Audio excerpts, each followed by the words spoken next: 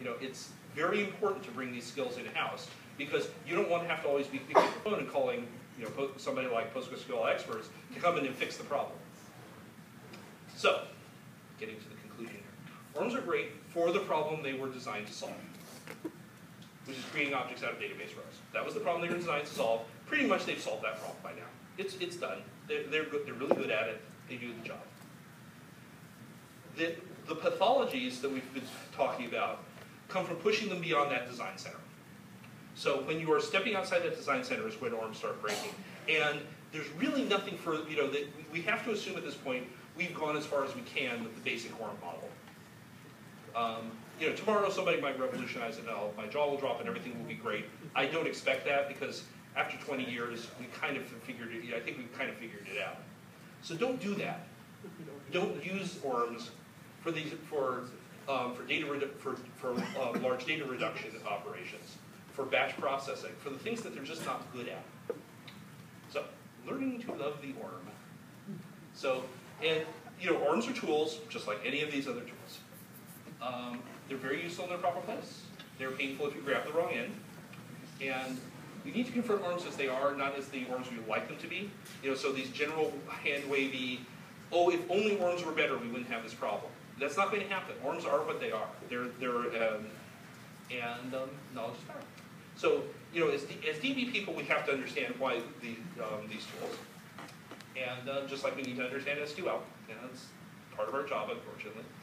And the better we can understand them, the better we can help the application programmers. And it's one more valuable skill in our and your professional toolkit. And that's my presentation. Thank you very much.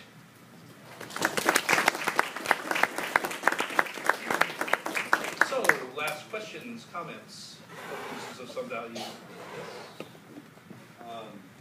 I think I don't quite agree that you should just kind of accept the status quo. I think there are improvements that can be made to ORMs. I think that the reason we haven't seen those improvements is they're not complete. So, for example, developers like writing, I want to iterate this record set and do these operations. A really good next generation RM would be able to look at that code and say, oh, you're incrementing this field. I know what you're doing, update, set, flaw, and actually... you could certainly imagine a norm that plugged into the middle of an LVVM compiler and emitted SQL. That's an imaginable thing. And I think that would be great. Obviously technology is not going to stop. I don't need to oversell that point. It's more that there's a reaction of, if only ORMs were, if only I didn't have to worry about ORMs. And unfortunately that's not the world as it is. Yeah. The other thing is that I think one of the biggest problems that companies run into is that they don't understand that very early on is when it is the most critical for them to get access to somebody who understands relational theory. And yes, maybe they can't afford to hire somebody. Maybe it doesn't even make sense. I mean, there's a lot of work that can develop it. But I think if we can start making people aware that, if you make some bad choices early on, it's going to have a stupendous impact. Yep. And just getting them open to the idea of, bring a consultant in for a day every month or something like that, just to look at, here's what we're doing right now. What do you think? What are we missing? To be slightly cynical, but I think accurate about it, there's an argument to be made that over the last 15 years, the success of technology has largely been related to how fast it gets you your first round. And ORMs are really great for pulling together demos. Sure.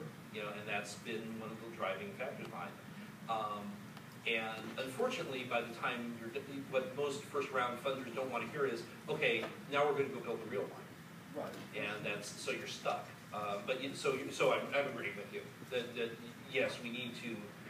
If you design your application from the beginning to understand that you'll do ORM things using the ORM and non-ORM things not using the ORM, you'll be in much better shape. And unfortunately, when people are working the 16 hours, 7 days a week to try and you know, try and impress somebody, that frequently goes by the wayside, which is unfortunate. But another question in these comments. What did I say that was wrong? Yes? You talked a little bit about the transactional issues around norms, and there are solutions, but I didn't see anything about what those possible solutions might be. Well, the, most ORMs have various, have transactional. There's sort of two ways you can do it. There's the data that there's from the, you can just do really strict convention. For example, you can say every time, every user operation runs inside of a single transaction. And most ORMs will have, like, sometimes the framework will have direct support for that. And that's great as long as that works. You know, it's usually okay for a first cut and then start falling apart. Most ORMs do have reasonably good transactional support, but you have to teach people about transactions and drill, you know, about what a transaction actually means.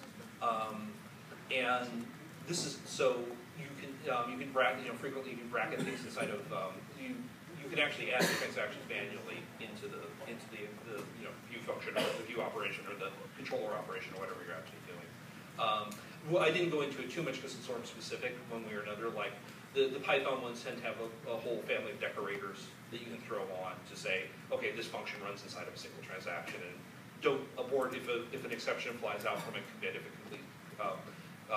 And that's nice because I like those if you can, because those express transactions in a way that makes sense to an application programmer. You can say, all the database operations in this function will complete as a single unit.